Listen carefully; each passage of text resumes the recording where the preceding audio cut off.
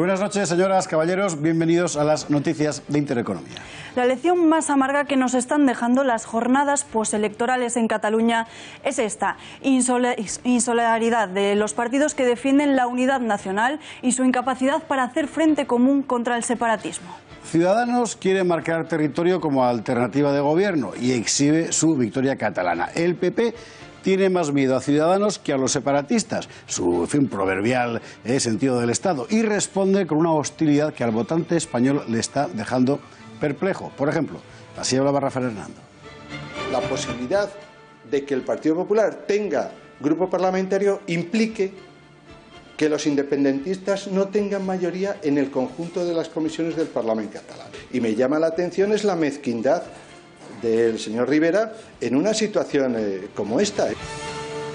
Los separatistas han logrado hacerse con las herramientas fundamentales del Parlamento catalán, fundamentalmente gracias a que Podemos les ha allanado el camino. Al otro lado, Ciudadanos reivindica su victoria, que es muy insuficiente, y el Partido Popular rabia porque se ha quedado sin grupo. Una humillación de la que culpa a Ciudadanos. Desolador. El Partido Popular y Ciudadanos, ambos con igual de responsabilidad, son los culpables de este penoso espectáculo que está transmitiendo al votante español una idea atroz, a saber que en Cataluña solo pueden mandar los separatistas. A pesar de todas las manifestaciones y de toda la conmoción social, a pesar de que los españolistas son más en número, es como si no fueran capaces de hacer valer su fuerza.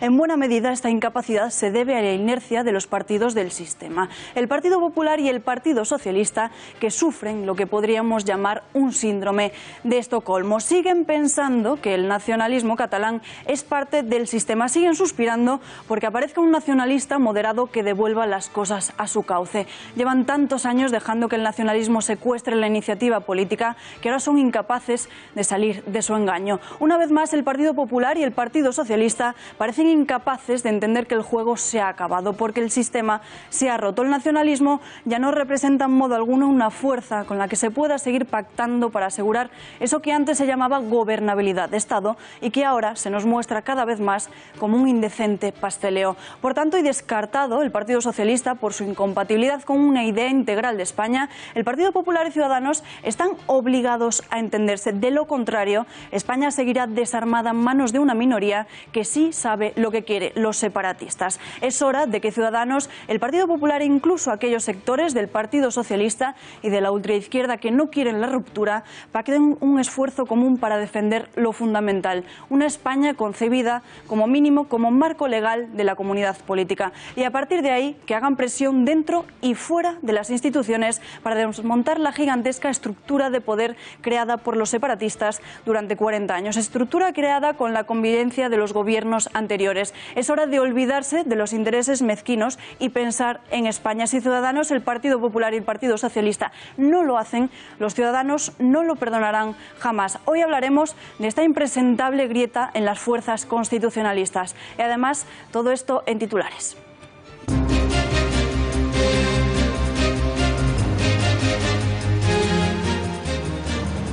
¿Sabía usted que trabajará íntegramente para el Estado hasta los 43 años?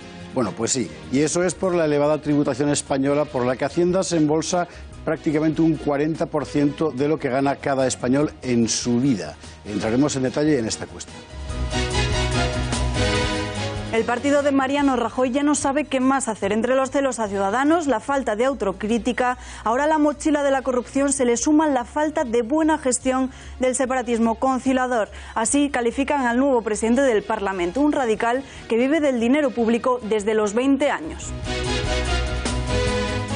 El ministro Zoido comparece en el Senado para dar explicaciones por la actuación policial durante el referéndum ilegal del 1 de octubre. Esta vez ha estado algo más firme en la defensa de la actuación policial, que intervino, recordemos, a instancias del Poder Judicial. Podemos naufraga, desorientado entre los malos resultados, la crisis ocasionada por el fallo estratégico en Cataluña, la aparición de escisiones en Andalucía y las dimensiones internas en la cúpula. Da la impresión de que la marea morada se deshace por momentos. El Ayuntamiento de Alcorcón, en Madrid, ha decidido subvencionar a las madres con un salario maternal de 300 euros al mes. Iniciativa pionera en España, semejante a las políticas de otros países europeos que marcan el camino para fomentar la natalidad y sostener el estado del bienestar. Todo lo contrario piensan los antinatalistas, una corriente de opinión que apuesta por extinguir paulatinamente a la especie humana. Lo asombroso es que esta postura gana adeptos entre la burguesía progresista de Occidente. También en Madrid, pero ahora en la capital, crece el escándalo por el caso Bicimat, las bicicletas de uso público pagadas por el ayuntamiento y en cuya contratación se incurrió en numerosas irregularidades, cuando no flagrantes ilegalidades. Explicaremos en qué consiste este nuevo caso de corrupción. Y en clave internacional nos iremos al paso de Calais porque la premier británica Theresa May ha anunciado más dinero para sellar la frontera con Francia, al mismo tiempo que Macron decide restringir radicalmente la entrada de extranjeros en su país. Parece que se acabó el bienvenidos refugiados.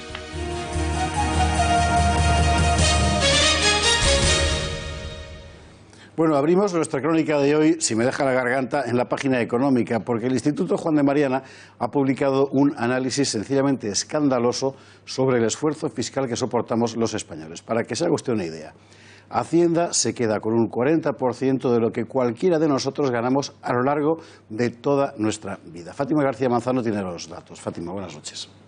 Buenas noches. Pues una de las razones de la elevada tributación española se encuentra en que en nuestro país sobre una misma fuente de ingresos existen varios impuestos. Es decir, el Estado grava varias veces lo mismo, solo que en momentos diferentes. Por ejemplo, el salario de un trabajador paga impuestos antes de que el dinero salga de la empresa, los impuestos que paga la empresa. Paga impuestos cuando lo recibe el trabajador en el IRPF y en ese dinero si ese dinero te ha dado algún beneficio, vuelves a pagar impuestos por la rentabilidad que obtengas.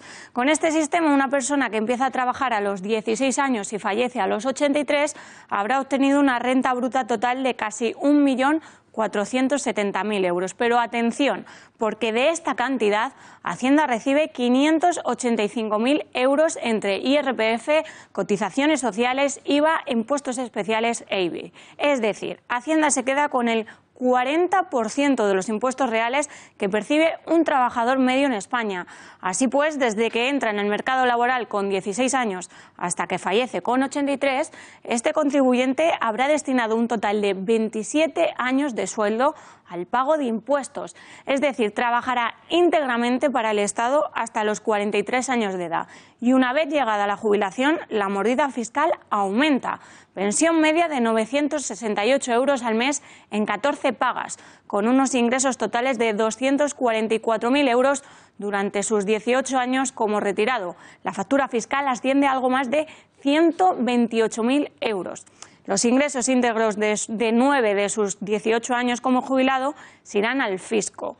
Una larga retahíla de tributos que continúa y continúa. Si la renta se destina al ahorro, el contribuyente deberá pagar entre un 19 y un 23% en IRPF. Si se destina a la compra de una vivienda, se le aplica el impuesto de transmisiones patrimoniales, el impuesto de plusvalías si es vendido o el impuesto de sucesiones y donaciones en caso de herencia o cesión a un tercero, con lo que tampoco se libra del golpe de Hacienda. Fátima, muchísimas gracias. Don Vicente Montañez, analista financiero, consultor económico, o al revés más bien, pero en realidad tanto monta tanto. Uno ve estas cosas y casi que le dan ganas de no trabajar más, ¿no? Porque qué barbaridad. Buenas noches. Pues sí, efectivamente, la verdad es que es totalmente esclarecedor el informe que acabáis de presentar, donde se ve claramente que el esfuerzo fiscal que realiza el español medio es un esfuerzo muy alto, por encima de muchas de las economías que damos con mayor índice de presión fiscal, como pueden ser las escandinavas. Yo creo que los datos eran más que relevantes y además, curiosamente, estamos hablando del 40% de la media de los ingresos, lo que va destinado a tributos, pero fijaros que además en la época de la jubilación es cuando todavía la tajada que saca Hacienda es todavía mayor. Es una cosa impresionante. Hay que recordar el concepto porque vale la pena para las conversaciones de bar y no solo de bar, la cuestión del esfuerzo fiscal. Porque estamos acostumbrados a ir al gobierno a decir que bueno, la presión fiscal en España baja. Lo que paga el ciudadano, perdón, es lo que se mide como esfuerzo fiscal, que es el porcentaje de impuestos sobre la renta per cápita. Sobre la renta per cápita, efectivamente. Es decir, lo que de verdad tenemos en el banco y dejamos de tener. Eso es decir, en definitiva, lo que nosotros acabamos pagando y por tanto lo que luego nos queda disponible en el bolsillo para el resto de nuestras cosas. Le iba a recordar que en tiempos de Franco no había IRPF, pero ahora con la nueva proposición de ley del Partido Socialista sobre memoria histórica, si lo contamos lo meterán en la cárcel. Así que mejor ese tema no lo tocaremos. Pero en España hemos vivido tiempos en los que una bajada de impuestos revirtió en un aumento de la recaudación. Ahora acabamos de verlo con Trump, que acaba de conseguir que Apple vuelva a pagar impuestos en Estados Unidos. Y va a ser verdad que bajando impuestos se recauda más contra lo que cree la izquierda. Eso está totalmente demostrado, es decir, en la historia se ha ido viendo y además tuvimos un ejemplo claro aquí en España. Es indudable y además sobre todo cuando lo que tenemos es un modelo de crecimiento de Producto Interior Bruto basado precisamente en el consumo. En la medida en la que nosotros reducimos la presión fiscal, por un lado somos capaces de incrementar el consumo, puesto que el saldo disponible en el bolsillo es mayor, ¿no? Es decir, una política de tipos bajos, en fin, una cosa razonable, tampoco significa que la gente puede gastar más. Al gastar más, no solo activas la economía, sino que también el Estado recauda más, porque en cada una de esas transacciones hay una tajadica que se lleva Montoro o quien haya. Claro. Lo que pasa es que hay un concepto aquí que es importante, que es el timing, es decir, el tiempo que transcurre en que esto suceda. Es decir, no es tan inmediato en cuanto a la fiscalidad, el hecho de cambiar mañana y subir dos tipos de punto, por ejemplo, el IVA. Esto tiene al día siguiente ya empieza a recaudar las arcas públicas. Por contra, cuando uno produce una bajada de impuestos, lo que espera es que se reactive esa economía y que haya un mayor dinamismo económico y que por tanto se pase a obtener más. El diferencial que está en el tiempo que esto tarda en suceder. Ahí estamos hablando de que digamos que abres un ciclo y esos son 3, 4, 5 años. Bueno, un par de años para empezar a ver los resultados. Bien, ¿qué sucede? Que esto no es posible en la medida en la que la presión que tenemos por parte de Europa como consecuencia del alto endeudamiento y del importante déficit público que tenemos nos arrastra a no poder demorar esa reactivación económica y es el motivo por el que sistemáticamente se suben los tributos y el esfuerzo fiscal. Esa es una variable importantísima, es decir, no solo se debe al hecho de que los políticos miren como mucho a 4 años vista, sino que además tenemos una serie de obligaciones internacionales derivadas de nuestra mala cabeza que nos obligan a recaudar incesantemente sin que sea posible adoptar una política, en fin, de medio plazo de recuperación. Es decir, el pan de hoy es el hambre de mañana. Esto es lo que está sucediendo, es decir, nos vemos obligados a esta situación. Pero esto está sucediendo en más ámbitos también de la vida económica del país. ¿Por ejemplo? Pues por ejemplo en el caso de las pensiones, es decir, claro. Volvemos otra vez, prima en la urgencia por el pago de las pensiones frente a la remodelación del cambio del sistema productivo, por ejemplo, que llevaría muchísimo más tiempo. Y esto difícilmente encaja en una legislatura. Entendido. Una pregunta más quería hacerle yo, ya que venía por aquí, porque estas son cosas que uno oye permanentemente a los expertos del ramo, de su ramo, y a uno siempre consigue que no se le quede cara de bobo. Porque empieza a hablar de lo que suben las commodities y lo que bajan las utilities y los apalancamientos de alta gama y dice, oye, yo debo de ser imbécil porque no entiendo nada de lo que están contando. ¿Qué son las commodities? Bueno, pues mire, las commodities es muy simple, es decir, son aquellos productos que no tienen mucha diferenciación entre sí, que no tienen un valor añadido importante que los diferencie. Por ejemplo, el trigo es independientemente de dónde lo plantemos o de dónde lo traigamos, al final el trigo es trigo, poca diferencia estriba entre él, ¿no? Y entonces, bueno, pues esto lo bautizamos como commodity, ¿no? ¿Y qué son las utilities? Y las utilities son aquellas empresas que comercializan con este tipo de productos. Habitualmente, y según la CNMV, nos referimos a utilities en el caso, por ejemplo, pues de compañías de gas, compañías de eléctricas, etcétera, etcétera. Amigo mío, ahora lo entiendo mejor. Bueno, y el apalancamiento, que es una cosa que suena como un poco indecente. Suena indecente, pero es normal. Ya se ve que le van a hacer un butrón o una le cosa van a tirar con una palanca una puerta abajo. Pues no, básicamente es simplemente realizar cualquier operación en vez de con fondos propios, pues realizarla aplazada, es decir, mediante financiación. Eso es un apalancamiento. ¿Eso es pedir prestado? Sí. Ah, bien, vale, entendido. Sí. Es decir, yo le quiero... Ventaja tiene bueno, pues que podemos rentabilizar esa inversión incluso antes de ir atendiendo los vencimientos, como consecuencia es que si aquello compra o aquella acción no nos sale muy bien, pues podemos llegar a comernos un default. Entendido. Yo le quiero comprar a Alba Vila su magnífico Porsche, ese que tiene ahí aparcado en la puerta. Yo también, ¿eh? Y pido un crédito y entonces me apalanco. Entonces lo estás apalancando, la operación esa la has apalancado, sí. Bueno, pues ya sabe usted con lo que nos cobra Montoro, no da para apalancarse mucho, o al revés, para vivir apalancado. Pero bueno, pues la semana que viene más. Don Vicente Montañez, muchísimas gracias. Gracias a vosotros. Como siempre, gracias por estar aquí con nosotros. Y ahora vamos a hablar de ese hombre que ha bajado los impuestos, Donald Trump.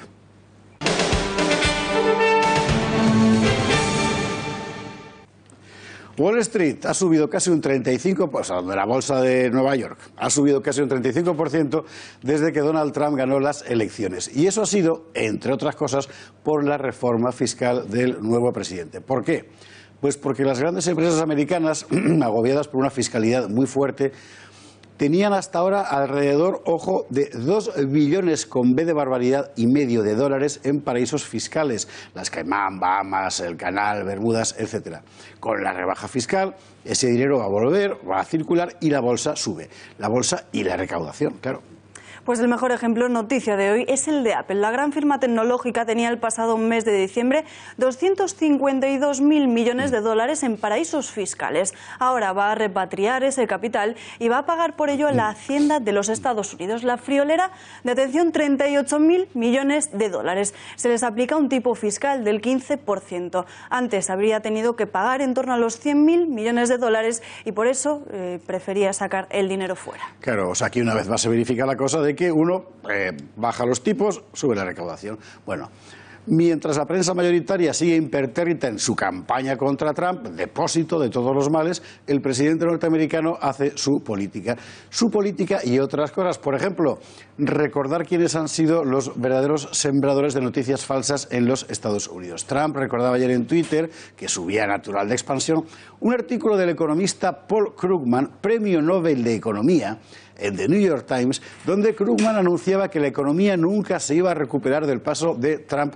por la Casa Blanca. Pues ya ve usted, y a Krugman no le han quitado el Nobel por su errónea predicción.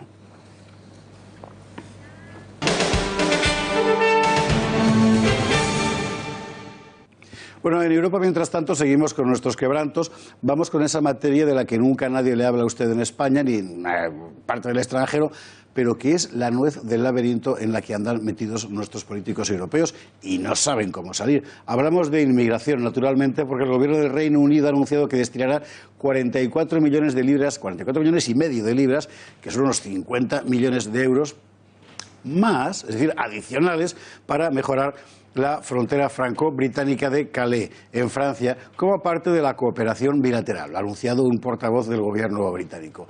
La primera ministra, Theresa May, va a formalizar el compromiso en su reunión con el presidente francés, Emmanuel Macron. Esta partida británica se suma a otros 100 millones de libras, 113 millones de euros, ya invertidos en los últimos 3 años. Se supone que ha de servir para mejorar la seguridad en Calais y en otros puntos fronterizos en el Canal de la Mancha, con más vallas, cámaras de circuito cerrado y tecnología de detección con infrarrojos, nada menos.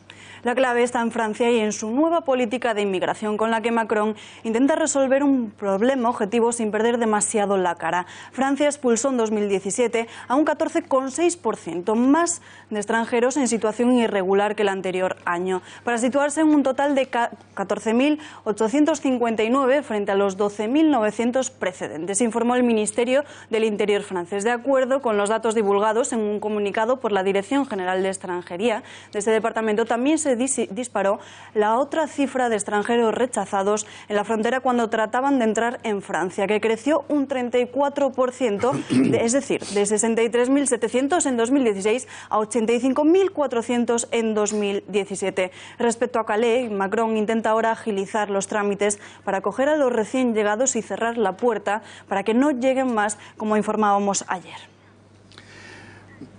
Mientras tanto, el problema sigue presente y va mucho más allá del grupo de Visegrado, es decir, Polonia, Hungría, Eslovaquia, etcétera. También afecta a Suiza, que ha autorizado celebrar un referéndum precisamente sobre la cuestión. El gobierno de Suiza, que es un país donde los extranjeros son de en torno al 25% de la población y el 68% de los reclusos, bueno, pues el gobierno de Suiza ha autorizado una campaña para reducir la inmigración y que esto termine en un referéndum sobre el tema.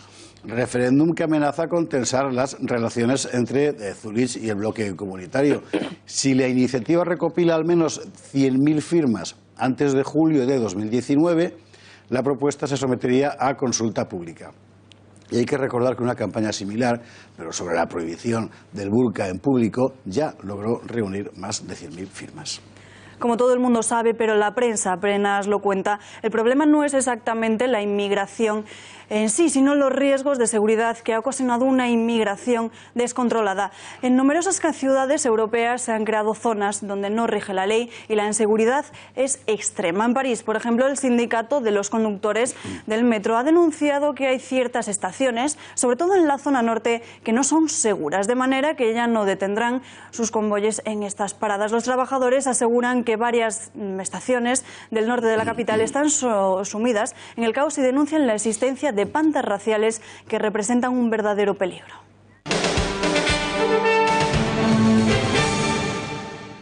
Bueno, vamos a otros peligros. La noticia se resume así. Carmena pagó 13 millones de euros por la empresa Bicimad, de las bicis de la Ciudad de Madrid, sin informes que avalaran las cuentas. El asunto lo destapó el diario ABC y lo que hizo Carmena entonces fue maquillar los papeles para que todo pareciera en orden, pero poniendo la firma de un señor, el director gerente de la empresa municipal de transportes, que entonces ni siquiera estaba en el cargo, o sea, una chapuza.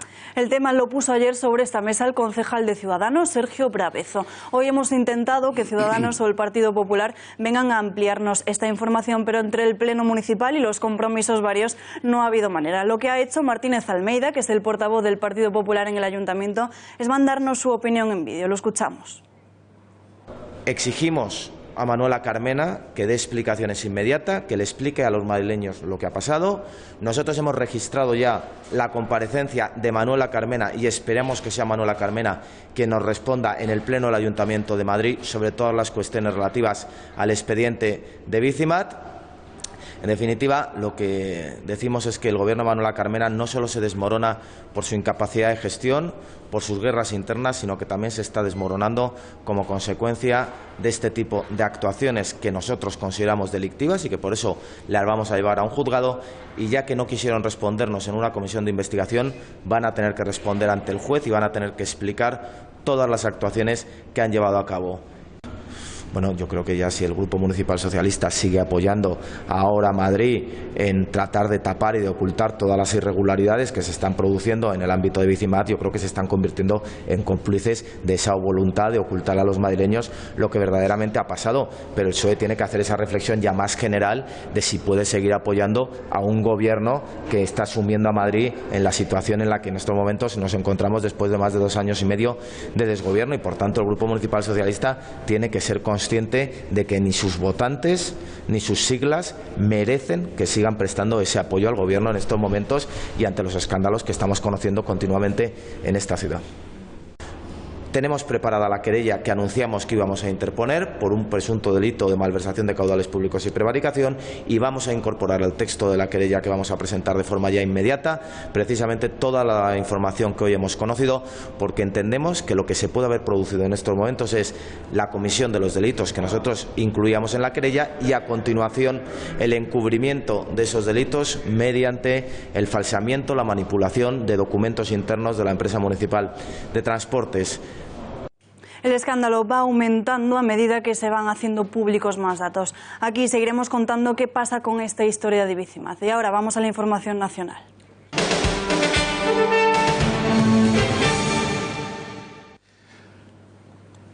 Faltan 5 minutos para las 9 de la noche y vamos con la información política nacional, que ya ha tenido, entre otros escenarios, el del Senado, porque ya ha comparecido el ministro del Interior. Así es, esta misma mañana el ministro del Interior, Juan Ignacio Zoido, ha comparecido en el Senado para detallar el despliegue policial del pasado 1 de octubre para frenar los intentos rupturistas de los separatistas. Una operación, la Operación Copérnico, en la que se desplazaron hasta la región catalana 6.000 agentes policiales. Después de 3 meses y medio, Zoido ha abierto el libro de cuentas y ha desvelado uno de los datos más reclamados, el coste del despliegue policial, entre gastos, dietas, alojamiento, etc. 87 millones de euros. La presencia de estos efectivos desplazados a Cataluña ha supuesto un coste aproximado de 87 millones de euros. Ante las críticas de la oposición, el ministro del Interior ha asegurado que la violencia fue la mínima necesaria para evitar que se produjeran celebraciones. Lo hicieron de una manera ejemplar, en unas condiciones que fueron muy difíciles, cumpliendo con su deber en la defensa del bien común dentro de la ley y para defender la ley. Y también la eficacia haciendo un uso mínimo y proporcionado de la fuerza, evitando cualquier exceso en su empleo. Menos mal que esta vez no ha pedido perdón. El ministro del Interior también ha lamentado que hubiera heridos, que menos, claro, sí, pero ha dicho, y esto es lo importante, que el clima de crispación se produjo por la arrogancia del gobierno catalán y por la pasividad de los mozos de escuadra. La deriva y la rebeldía secesionista empezaron a llevar a los catalanes al filo del abismo. Todos los españoles, debido a la irresponsabilidad y obstinación del gobierno, se concreta que, y cito textualmente, los funcionarios policiales, a fin de evitar la consumación o el agotamiento de los delitos, procedieran directamente a adoptar las medidas necesarias para intervenir los efectos o instrumentos destinados a preparar o celebrar el referéndum ilegal, requisando urnas. Pero a día de hoy sigue sin saberse de dónde salieron las urnas independentistas. Cambiamos de tema.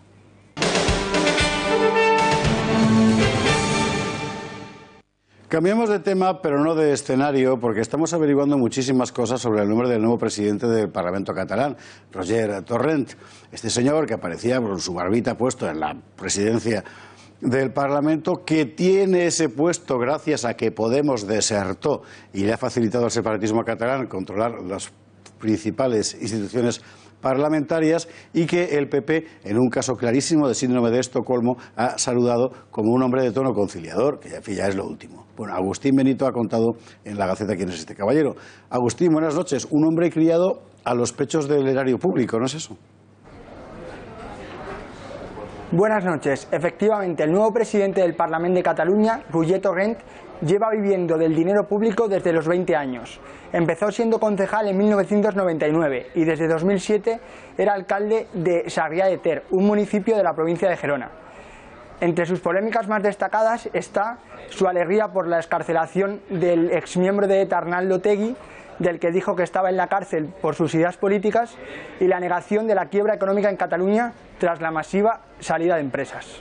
Asombrosamente, el Partido Popular no ha dirigido su fuego contra Torrent, al que incluso ha recibido con amabilidad, sino que con quien está soliviantando al Partido Popular es Ciudadanos. De hecho, la ruptura entre los dos principales partidos constitucionalistas de España es probablemente la noticia con más repercusiones de cuanto está sucediendo en Cataluña. María Matos nos cuenta cómo está la situación en la siguiente crónica.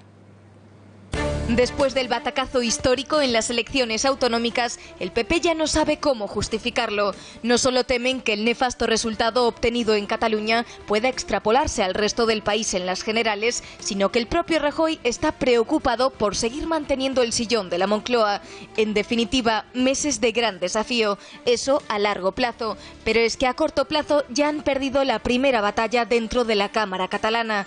Los populares se han quedado sin grupo parlamentario, pero para ellos la culpa la tiene el egoísmo de Ciudadanos, porque la formación naranja no ha querido cederles un diputado. Como resultado, los independentistas tendrán mayoría absoluta en todas las comisiones.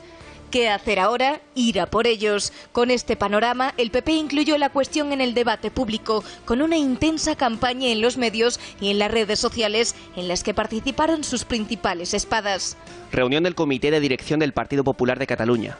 Muy preocupados por la posibilidad de que los independentistas consigan mayoría absoluta en las comisiones legislativas del Parlamento, negativa de Ciudadanos a facilitar grupo propio al Partido Popular. Siguió la ofensiva Maillo. El egoísmo de Ciudadanos les hace anteponer sus intereses a los de todos los catalanes. Ceder un diputado al Partido Popular de Cataluña se traduce en tener más voces constitucionalistas en el Parlamento. Y la completó Javier Arenas. Albert Rivera prefiere negar grupo al PP de Cataluña antes que fortalecer el bloque constitucionalista en el Parlamento de Cataluña. Y no faltó Hernando en rueda de prensa denunciando la mezquindad de Ciudadanos. La posibilidad de que el Partido Popular tenga grupo parlamentario implique que los independentistas no tengan mayoría en el conjunto de las comisiones del Parlamento catalán. Y me llama la atención es la mezquindad del señor Rivera en una situación como esta. Bueno, muy poquita cabeza en general. En el Partido Popular haría mejor preguntándose por qué han dejado de ser la referencia de los que defienden la unidad de España en Cataluña, porque esa es la gran cuestión, o hacerse la reflexión y actuar en consecuencia. Claro, el Partido Popular en Cataluña, por muy buena parte del electorado y a pesar del trabajo, en fin, de lo más meritorio de muchos militantes y dirigentes del PP, pienso en el propio Albiol o en Alejandro Fernández, por ejemplo, pese a todo, la gente lo percibe como algo que no es útil. Y mire usted por dónde el voto útil era el de Ciudadanos. Bueno, entonces, ¿ahora qué haces? Lo lógico sería que alguien en Génova dijera, Mariano, nos hemos equivocado. Pero no, la reacción de Génova es algo así como, qué malos son en Ciudadanos, que han hecho que nos precipitemos al vacío. Es una cosa asombrosa. Yo me pregunto si en Génova no son conscientes de que el catalán que había votado al PP, cuando esta vez ha ido a las urnas, lo que tenía en la cabeza era la imagen de Soraya Sáenz de Santa María dejándose masajear los hombros por Oriol Junqueras, como todos hemos visto. Pero es que lo del Partido Popular era Rajoy, realmente es algo formidable. Bueno, del PP y en general, porque no parece que la autocrítica sea el punto fuerte de nuestros políticos de izquierdas o de derechas, y tampoco de izquierdas, por supuesto. En Podemos están en una situación del mismo género. Han metido la pata hasta el Corvejón y parecen incapaces de sacarla, la pata quiero decir, del barro. Fátima García Manzano, que lleva mucho tiempo siguiendo a Podemos, nos lo explica. ¿Qué diferencia hay entre esta imagen y esta? La formación es la misma, sin embargo parece que los métodos de la cúpula del partido y sus estrategias electorales les han jugado una mala pasada. Pablo Iglesias lo reconocía en el último Consejo Ciudadano. Así debe ser, cuando un resultado electoral es malo hay que reconocerlo y hay que hacer autocrítica. Está claro que algo no hemos hecho bien y lo lógico es analizarlo en el Consejo Ciudadano y ponerle remedio, y yo creo que le estamos poniendo remedio. La formación había vuelto a fracasar en unas elecciones catalanas que supusieron otro hachazo para la moral de un partido que aspiraba a saltar los cielos. Tampoco consiguieron cumplir sus objetivos en las últimas elecciones en las que supuestamente iban a conseguir el temido sorpaso al PSOE, el partido que precisamente se ha convertido en su principal enemigo a batir, a pesar de que pretendieron formar el gobierno del cambio. ¿Se acuerdan? Ese con el que Iglesias iba a ser vicepresidente y a gestionar economía, defensa, interior o justicia.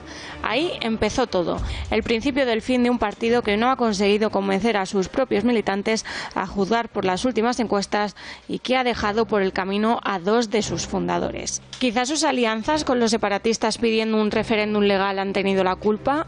Visca Cataluña, lliure y soberana. O los intentos de Iglesias por ser el eterno protagonista. O quizá ha sido la ética parlamentaria de los de Podemos. Sea como fuere, la formación tiene solo 1 año y medio para recuperarse antes de las locales. ¿Volverán a salvar Carmena y Colau la imagen del partido?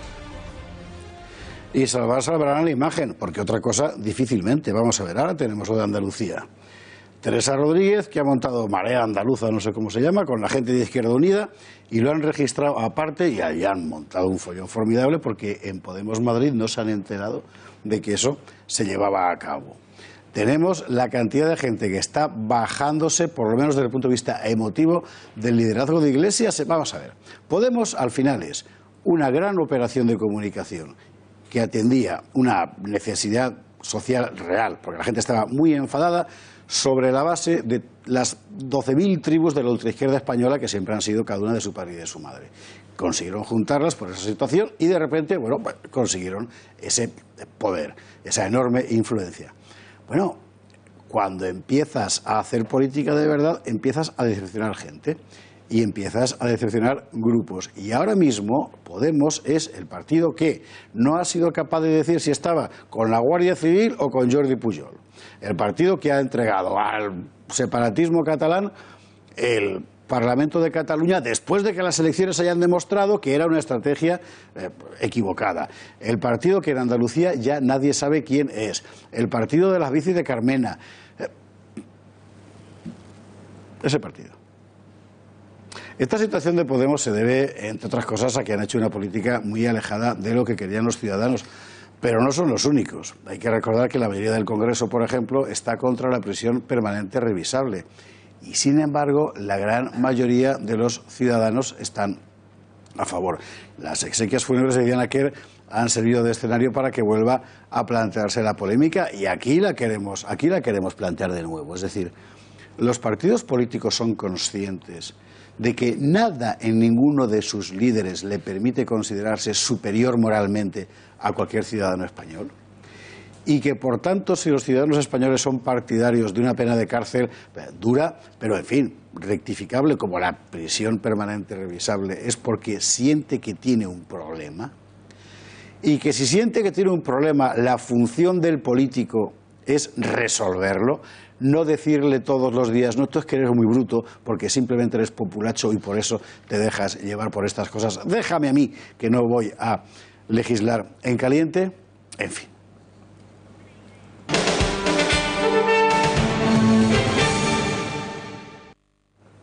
Abrimos página social con una noticia que tiene mucho de ejemplar. Todas las madres del municipio madrileño de Alcorcón recibirán 300 euros del ayuntamiento, que serán 500 euros si son familias numerosas que necesitan más ayudas que las no numerosas. La idea del alcalde David Pérez, del Partido Popular, el que dice que esta ayuda no es ninguna limosna porque la mujer con su maternidad aporta a la sociedad lo que la sociedad más necesita: hijos. David Pérez, alcalde de Alcorcón, hay que recordar, nosotros lo recordamos muy bien, fue uno de los primeros alcaldes que pasó por este plato de Intereconomía cuando llegaron los nuevos ayuntamientos del Partido Popular en aquellas elecciones que fueron el precedente de la victoria electoral por mayoría absoluta de Mariano Rajoy. Fue uno de los primeros que vino a contar cómo le habían dejado las arcas el equipo anterior, en este caso socialista, absolutamente vacías. Después de eso, David Pérez, que es un hombre del Partido Popular y católico y nunca lo ha ocultado y hace muy bien, se convirtió en el pim pam pum de la prensa progre. ¿Por qué? Por católico. Porque hay cosas que en España la prensa progre, que es la inmensa mayoría de la prensa, no te perdona. Entre otras esta. Le han buscado las cosquillas por todas partes y no se las han encontrado. Y además, los vecinos en Alcorcón mayoritariamente están contentos con él porque es un buen alcalde.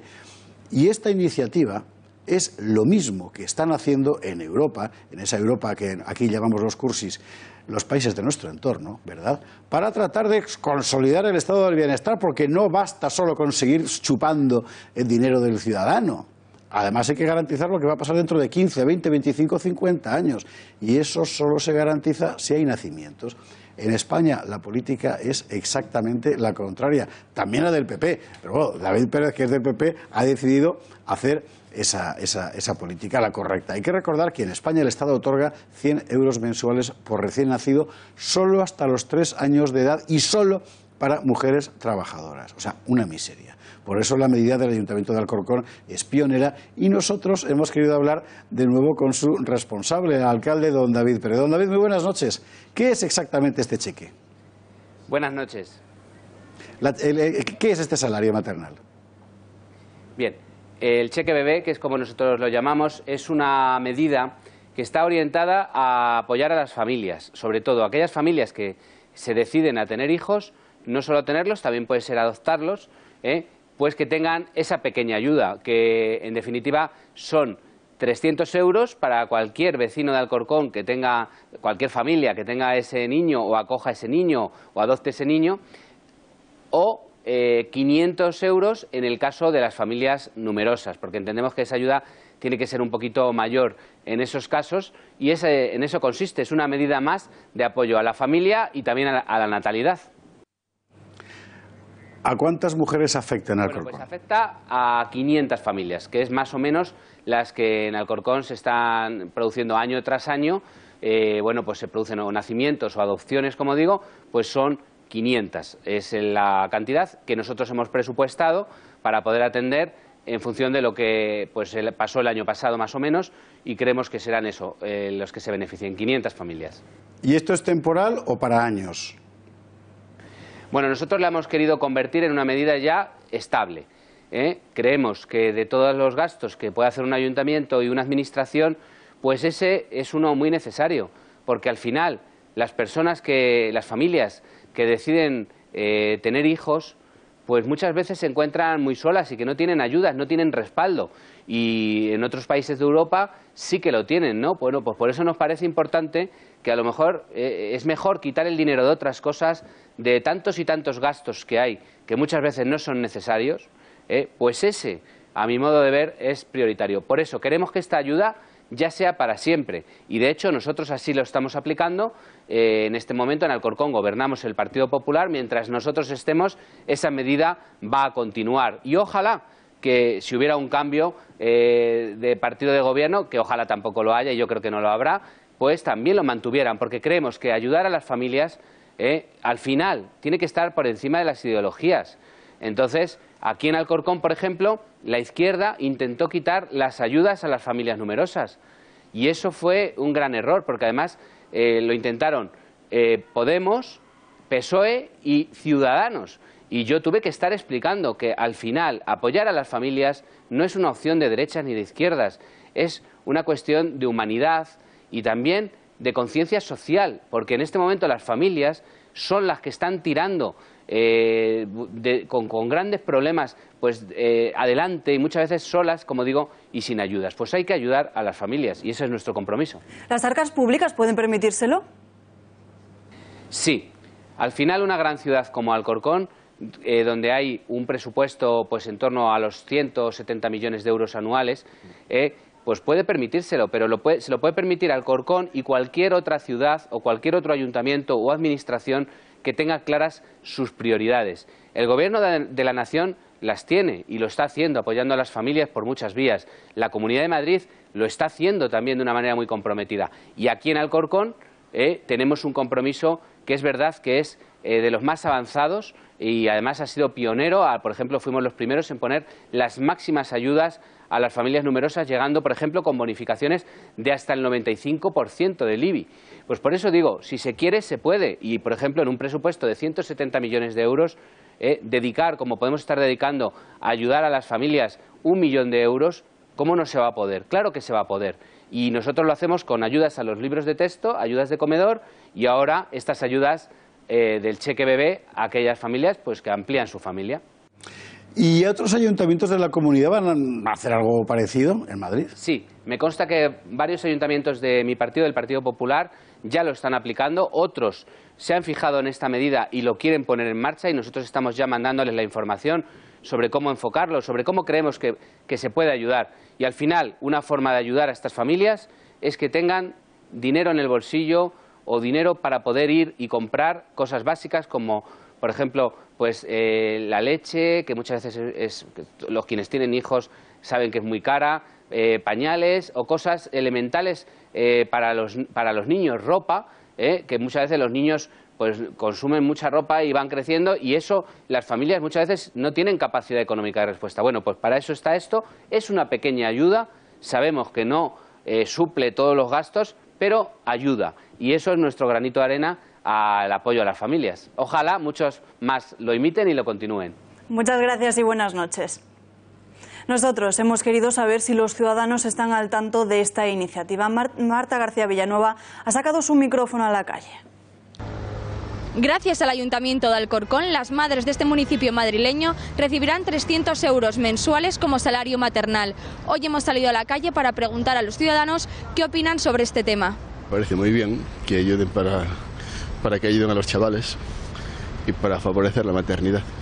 Me parecería más adecuado que se hiciera una distinción entre las que lo necesiten y no la necesiten, porque las que no lo necesitan, pues para qué vamos a usar dinero público en ello, ¿no? Tal y como está la crisis, además. Yo pienso que a madres que estén necesitadas, sí, a otras no. No opino que esté bien. Si no trabaja la madre, no, porque se le va a dar. Hay gente que también no tiene hijos y no necesita igual los 300 euros. No estoy de acuerdo. Yo creo que es bueno que se apoye económicamente a las madres porque, bueno, ya que los permisos de paternidad y conciliación en general no están tan desarrollados, pues bueno, todo lo que sea positivo en este sentido viene bien. Está bien si lo haces por un tiempo mientras está en necesidad la madre, pero una vez que el niño ya es mayor, ya es grandezote, no necesitas tanto dinero, pues.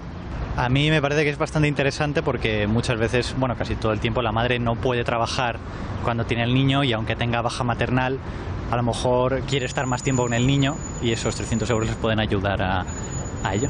Me parece bien, no estaría nada mal que ayudaran un poco, ¿no?, a esas personas, a las madres. Las ayudas podrían venir de otra forma más global y no solamente por un salario, sino que en global pues contemplasen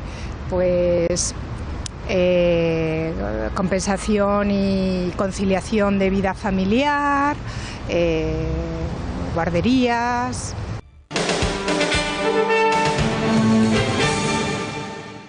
Bueno, es una iniciativa excelente esta del alcalde de Alcorcón, de David Pérez, y ya se ha visto que la gente lo entiende en general, porque es verdad que normalmente el problema es lo cara que se ha puesto la vida, y cualquiera que tenga ahora 40, 50 años puede compararlo con cómo era la vida en la generación de sus padres y los costes. Y las cosas son evidentes. Bueno, pues en el lado opuesto al alcalde de Alcorcón están quienes apuestan por extinguir a la especie humana, tal cual. Extinguir a la especie humana, que los hay porque, como decía el clásico, hay gente, pato, y además con muchísimo predicamento. Javier Torres, muy buenas noches. ¿Qué tal, José Javier? Buenas noches. Espántanos. Bueno, en esta ocasión los movimientos antinatalistas, ellos argumentan que no es bueno que nazcan niños para combatir a la sobrepoblación que, a su entender, hay ahora mismo en el planeta Tierra. Creen que además es muy negativo que nazcan niños para el cambio climático. Uno de los gurús que hay en estos movimientos antinatalistas es el filósofo sudafricano David Benatar, que tiene un libro que se titula Mejor no haber existido nunca, y que además se lo ha dedicado de una forma un tanto irónica a sus padres. Dice, se lo dedico a mis padres a pesar de que me tuvieron, ¿no?, de que me concibieron. O sea, lo que es, pero esta gente es gente de verdad. O sea, esto que estás contando no es una serie de fin. Esto no son teorías, sino que es gente de verdad. Hay una pareja española, que salió el otro día en el diario El Mundo un reportaje, se llama ella Gemma Orozco y su pareja Marc. Un saludo desde aquí y un abrazo muy grande para los dos. Ellos argumentaban precisamente que no es nada bueno que nazcan niños por el cambio climático, para combatir la superpoblación que en estos momentos, según ellos, hay en el planeta Tierra. Y además, estos movimientos están muy ligados también con el animalismo. Son fenómenos que se dan en las ciudades, sí, fenómenos urbanitas. Fenómenos urbanitas y que no están en nada en contacto, o casi nunca están en contacto con la naturaleza. Claro. Vamos a ver un vídeo que hemos preparado con todos estos detalles. Atento a esto, que no se lo va a contar nadie más, y para no olvidarlo, ¿eh? Están en contra de traer niños al mundo porque creen que en el planeta sobra gente. Son los denominados antinatalistas. Es el caso de Gemma Orozco y su pareja Marc, que creen que vivir es sufrir y que quien no existe no sufre. Por este motivo, hace 3 meses, la joven Gemma, de 25 años, se sometió a una ligadura de trompas. Esta pareja tiene reparos éticos y morales ante la idea de traer al mundo a una persona porque aseguran ya saben que el niño va a sufrir. Otro de los argumentos esgrimidos es el ecológico. Para los antinatalistas, el nuestro es un mundo superpoblado en el que sobra gente y en el que no es razonable traer un nuevo ser humano debido al cambio climático. Asimismo, otro de los motivos con el que se justifican es político. Hablan del capitalismo como un sistema terrible. Por eso no desean darle un nuevo esclavo al sistema. Los antinatalistas cuentan incluso con su propio ideólogo, David Benatar, director del Departamento de Filosofía de la Universidad de Ciudad del Cabo, y autor, entre otros, del libro Mejor no haber existido nunca. La obra se abre con la siguiente dedicatoria: a mis padres a pesar de haberme dado la vida. Un estudio realizado por el demógrafo Pau Miret desveló que en España 1 de cada 4 hogares está formado por parejas sin hijos. Y es que la natalidad ha caído drásticamente en nuestro país.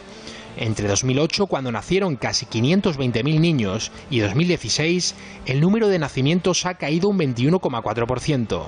La tasa bruta de natalidad en España fijó en 2016 su mínimo desde que se empezaron a contabilizar datos en 1975, con 8,8 nacidos por cada 1.000 habitantes. Hace 40 años esta tasa alcanzaba los 18,7 niños por 1.000 habitantes, con lo que se ha reducido más de la mitad en 4 décadas. Y esta gente piensa que está muy bien.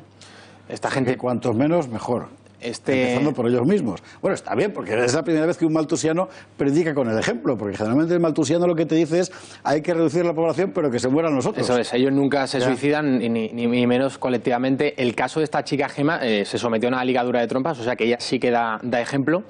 Y como decíamos anteriormente, este auge de los movimientos antinatalistas se produce en un momento en el que en Occidente la natalidad está bajando en cifras alarmantes. En los últimos 8 años, por ejemplo, en España, por no irnos muy lejos, la natalidad ha caído un 21%, y desde el año 75-76 la natalidad ha descendido a más de la mitad. Sí, señor. Ahora mismo hay 8,8 nacimientos por cada 1.000 habitantes y antes era de 18. Yo entiendo que haya gente muy preocupada con este asunto, pero ¿ibas a decir algo, Alba? Que me parece una barbaridad. ¿Verdad? Pero porque repugna al sentido común, es decir, lo lógico de la especie es existir. Si no, una cosa sobre lo de la superpoblación que me parece importante decir, es un ejercicio muy simple. Usted coja un mapa del mundo y coja Australia y mire la superficie y ahora ponga usted ahí dentro, en la isla de Australia, esa gigantesca isla continente, una parcela de 1000 metros cuadrados a cada uno de los individuos que viven en el planeta. Y todo el mundo le cabrá en Australia y el resto del planeta vacío. O sea que lo de la superpoblación es bastante relativo. Con la densidad de población que hay en Ámsterdam, en Holanda, mejor dicho, en todo el país, hay estudios que dicen que toda la población mundial podría vivir, y de una manera, en fin, holgada y buena, en el estado de Texas, en Estados Unidos. En fin. Pues aquí nos vamos a quedar nosotros, Javi Torres, mientras los demás se deciden maltusizarse ellos mismos. Muchas gracias. Javier, muchísimas gracias. Nosotros vamos a hacer que venga rápidamente Fátima García Manzano porque tenemos última hora de información política, por supuesto, en Cataluña.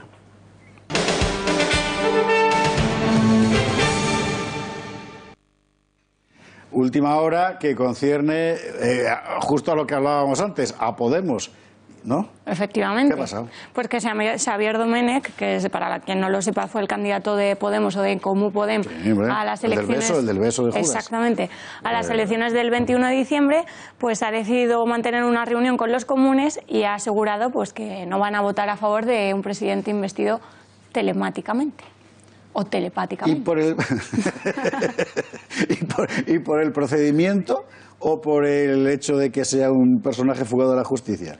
Por el momento ha señalado que por el procedimiento no se puede llevar a cabo porque a nivel jurídico es prácticamente imposible, mejor dicho, inviable, aunque no ha mencionado ninguna palabra contra Puigdemont, como suele ocurrir dentro de la bancada de Podemos.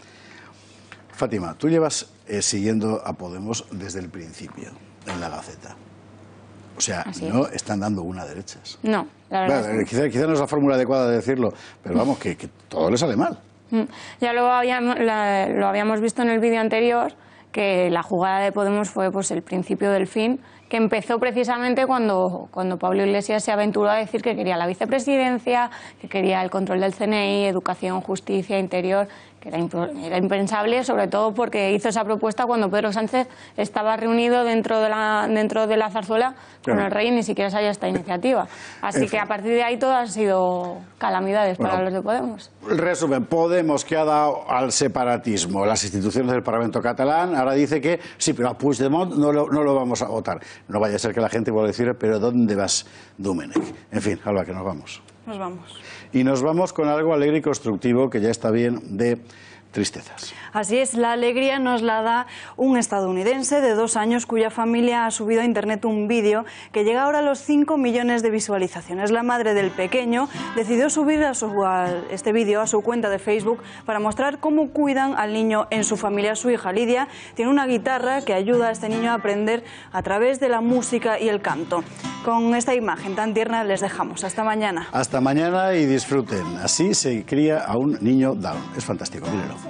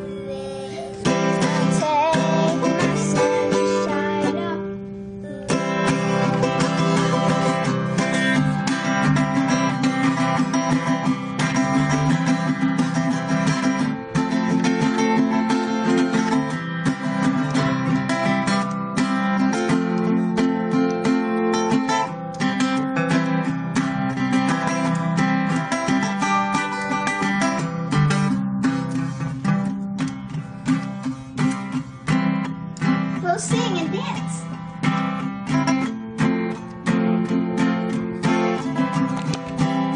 Sing low.